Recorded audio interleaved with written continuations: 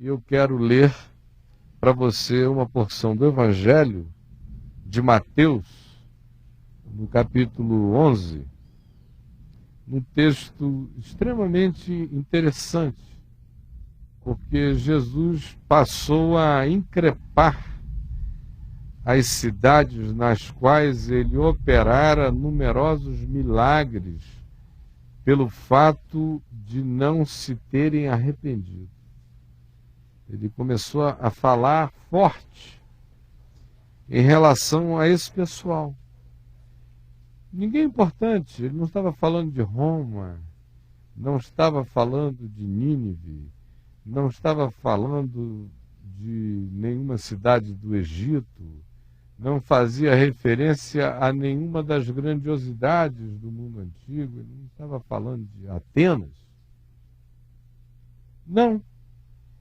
Ele estava dizendo que situação complicada é a do indivíduo que tem muitas oportunidades e não as utiliza, que é extremamente favorecido e não reconhece, que é objeto do amor de Deus, dos favores de Deus, das facilidades inexplicáveis, de manifestações completamente fabulosas do cuidado, do carinho, da gentileza, da misericórdia divina, de intervenções milagrosas muitas vezes. Quantas vezes o indivíduo diz, poxa, eu nasci de novo, escapei por um trizo, podia ter me danado todo, mas graças a Deus não. E você vê às vezes a mesma coisa se repetindo, como bondade de Deus na vida da mesma pessoa o tempo todo, muito tempo. E o indivíduo não relaciona o favor que recebe, a graça, a chuva de bênção que cai na cabeça dele, que torna tudo verde, a vida possível. Não relaciona isso ao bem-estar, ao cuidado, a tudo que ele tem, que ele recebe, quem ele é todos os dias. Ele não faz essa ligação. Esse é o ser ingrato, é o que é invadido por graça divina e não consegue reter aquilo como memória agraciada, memória grata, memória grávida de desejo de gratidão e de reconhecimento no coração. Esse é o pior estado no qual um indivíduo pode se tornar.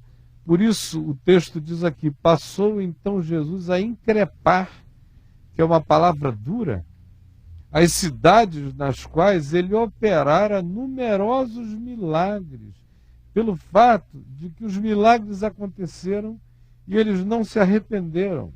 E a palavra arrependimento vem de um significado grego que define mudança de mente. Era a graça de Deus se manifestando na expectativa de que a bondade de Deus, sendo tão abundante, sendo tão excessiva, sendo tão repetitiva, sendo tão insistente, o indivíduo se deixasse conduzir ao arrependimento, se permitisse tornar-se objeto de uma intervenção de Deus na mente, de uma metanoia, que é arrependimento, é mudança de mente, de padrão mental, de olhar da vida, de interpretação da vida. Passando a interpretar agora conforme a graça de Deus, porque se ele reconhece que a vida dele é graça de Deus, ele come graça de Deus, ele bebe graça de Deus, ele respira graça de Deus, ele é exposto à chuva da misericórdia de Deus, ele beija a bondade de Deus, ele é beijado pela bondade de Deus, ele é parido por misericórdia de Deus, ele recebe um peito para mamar por bondade de Deus, ele recebe um olhar de carinho por bondade de Deus, ele, das coisas humanas e materiais, há aquelas que tem a ver com a chance de ser visitado pelo inusitado, pelo surpreendente, pelo que não se estava esperando e de repente vem como uma bondade surpreendente que muda a vida da gente, e não reconhecer e não processar como gratidão, não permitir-se esta operação da mudança de mente, do arrependimento que é gestado em nós a partir da graça de Deus compreendida, que aí a gente se sabe tão perdoado, a gente se sabe tão acolhido, a gente se sabe tão incluído. E não é possível que alguém assim se saiba tão profundamente amado por Deus e não transforme isso também em gentileza para com os outros, em graça para com os outros, em perdão para com os outros, ou seja, em mudança de olhar, de atitude, de interpretação da vida toda. Porque se eu acho que Deus faz isso por mim, é isso que eu tenho que fazer pelo outro. Então, se eu recebo milagre de Deus, eu devo ser um milagre de Deus para o próximo, para o outro. Se eu vou recebendo bondades, eu tenho que ir transferindo bondades. Se eu recebo milagres, a minha primeira resposta é de gratidão para com Deus, é de vulnerabilidade para com Ele em tudo. Eu quero que o que venha dele encontre em mim um chão fértil.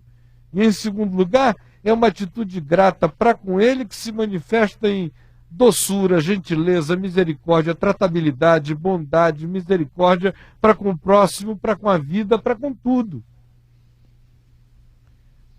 Então, esse pessoal aqui que eu estou dizendo que não era famoso, eles não tinham pedigree, eles não eram senadores romanos, eles não eram filósofos gregos, eles não eram sábios egípcios nem persa, eles não eram nada disso, eles são pessoinhas do mar da Galileia, pescadores, mercadores, publicanos, donas de casa, pessoas comuns, mas que tinham recebido milagres e milagres. É no meio deles que Jesus cura pessoas aos borbotões. Como se diz aqui mesmo no Evangelho de Mateus, antes disso, que a cidade inteira se reunia, que todos vinham à praia, à porta da cidade, que casas eram invadidas onde Jesus estava para que pessoas fossem curadas, e gente tocava nele e vazava graça, e vazava poder, e vazava misericórdia. Eu vi um ensino que Jesus mesmo dissera que reis e príncipes desejaram ouvir e não ouviram. No entanto, eles ficaram blasé. Eles foram ficando cascudos.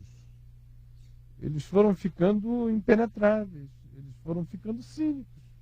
Eles acharam que era normal receber milagre, que era a obrigação de Deus ser bom. E a pior coisa que tem é quando a gente deixa de enxergar a bondade que a gente recebe, a gente vai pedrando. Uma pessoa se mantém viva para a vida e na vida, tanto mais quanto ela seja sensível ao fato de que nada e nem ninguém tem obrigação para conosco em coisa nenhuma. Você entendeu? Você que está aqui me vendo, ninguém tem obrigação com você. Não adianta você transferir para o pai, para a mãe. Papai tem obrigação para comigo, mamãe tem obrigação, Deus tem obrigações para comigo. A sociedade, o Estado, os mais ricos. Esse tipo de gente com esse tipo de discurso são pessoas fadadas à amargura crônica, são pessoas que não vão gerar nada da vida, são improdutivos em si mesmos. Eles inventam e desenvolvem essa ladainha para transferir responsabilidades, para justificarem a inércia deles, mas eles são seres que não frutificarão a menos que se convertam, que se arrependam desse tipo de olhar e de sentir da vida. Tem gente que fica pensando que milagre de Deus é obrigação de Deus. Por exemplo, a gente está aqui, né, sentados aqui. Estou em casa gravando um programa para você na televisão, você está me assistindo. Seja lá em que circunstâncias você esteja me assistindo. Em Brasília esse programa passa domingo de manhã.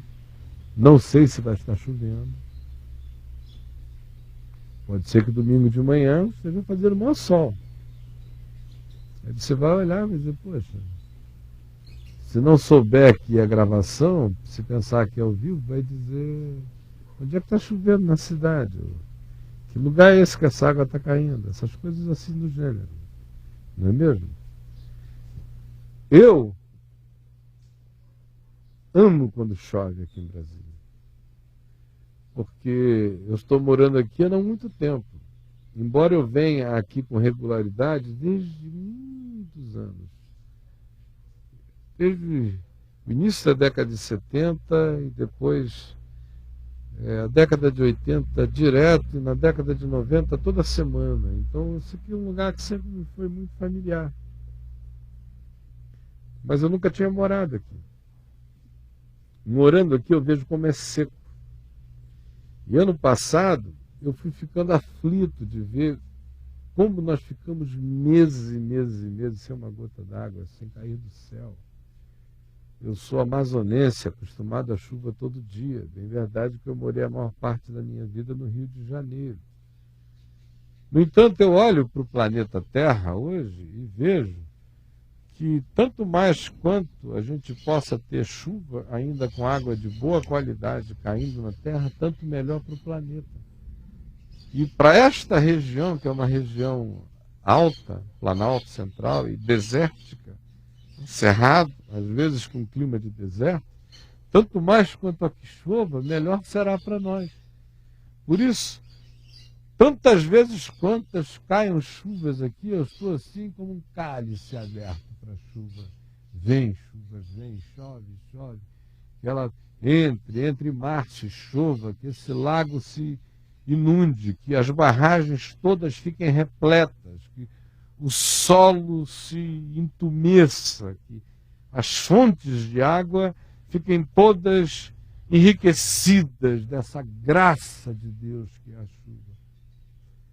Estou dizendo isso porque tem gente que esqueceu já que nós ficamos meses e meses com clima sequíssimo, esqueceu já que estamos no meio do aquecimento global, esqueceu já que as perspectivas para o planeta Terra não são boas a curto prazo, e que vive assim, esquecida de tudo, que é capaz de ficar chateado, meu Deus, essa chuva que não passa, essa chuva chata, está estragando meu domingo.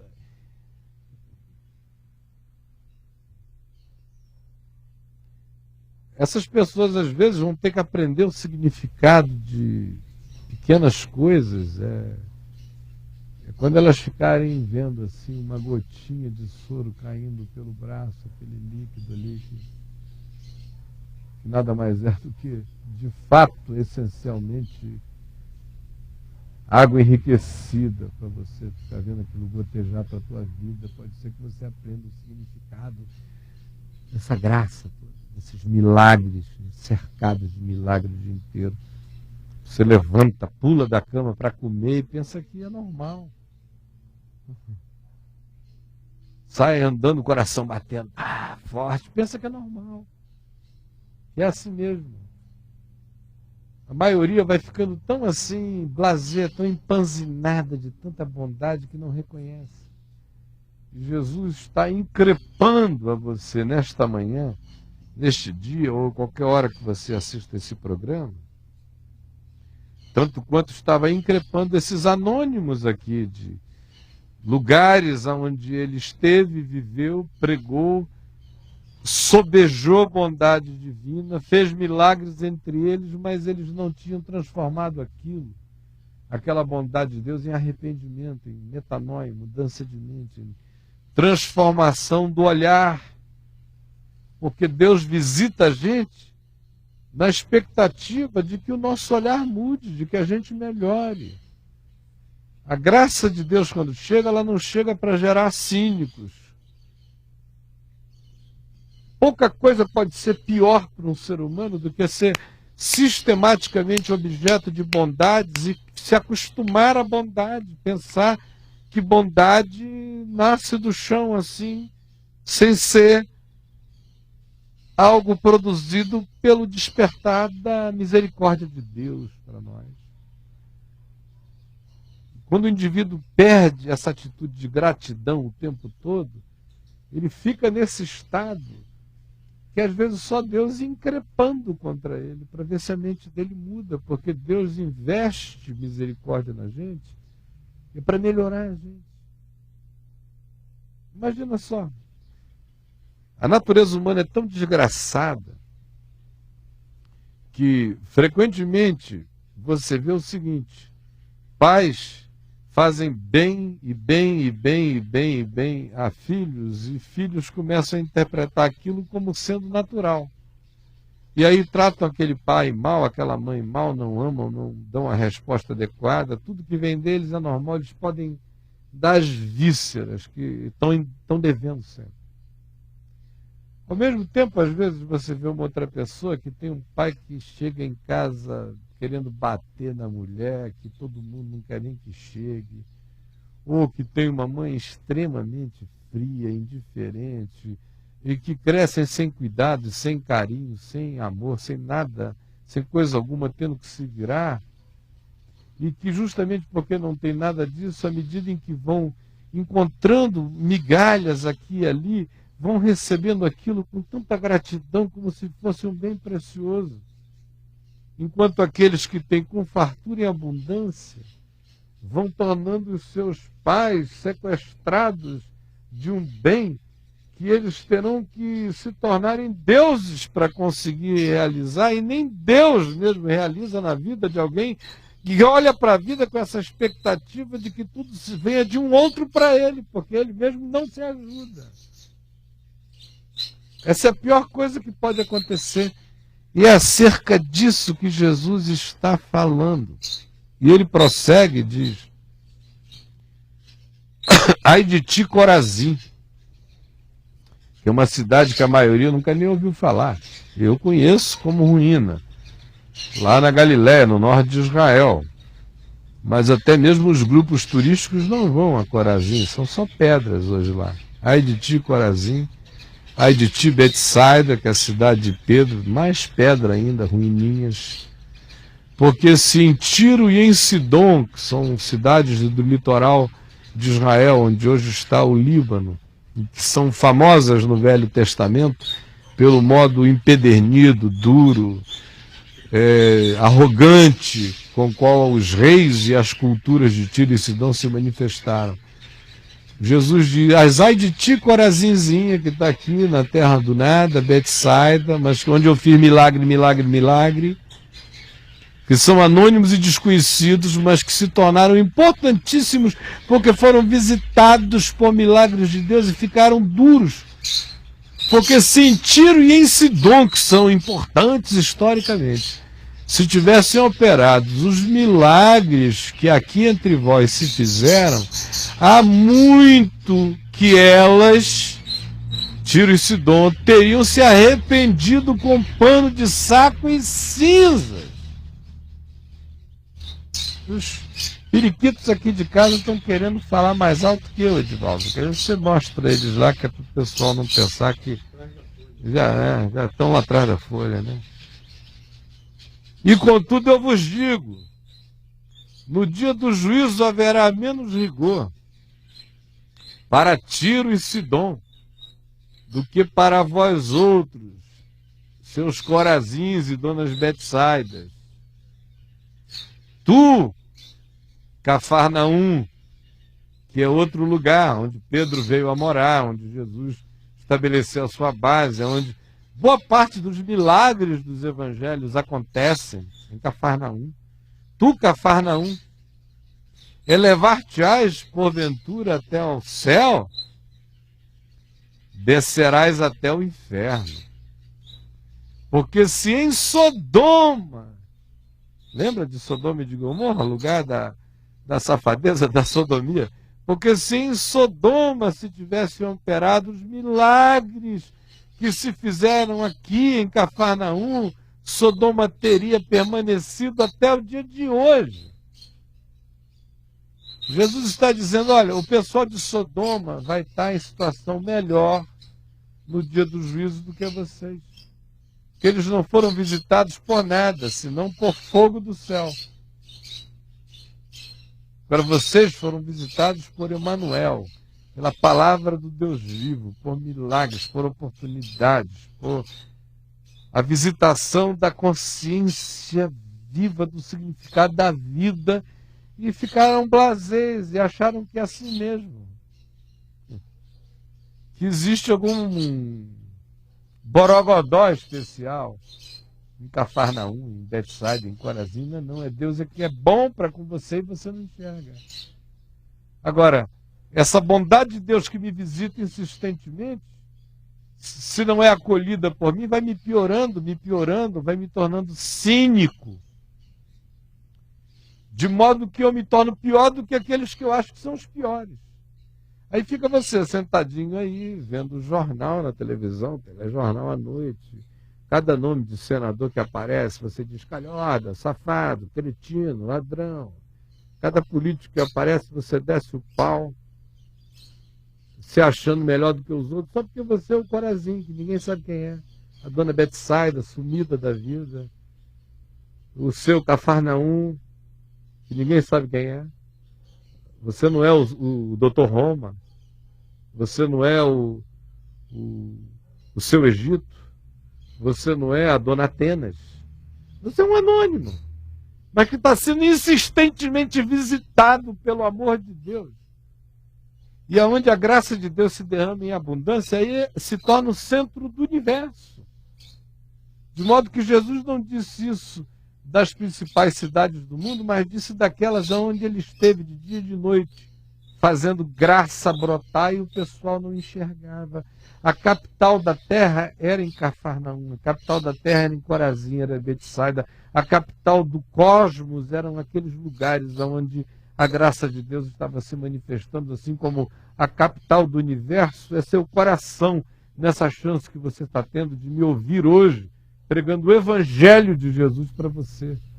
Não desperdice isso, porque ficar ouvindo e não aproveitando isso, dando uma resposta de gratidão que mude a sua mente, que mude a sua interpretação da vida, é algo que só vai enfeiar você, piorar você e colocar você sob um juízo, os juízos dos cínicos, os juízos dos que são capazes de se habituar até a Deus, que nem mais o sublime consegue mexer com eles e nem emocioná-los, porque eles ficaram completamente impermeáveis. E esse não seja o seu caso.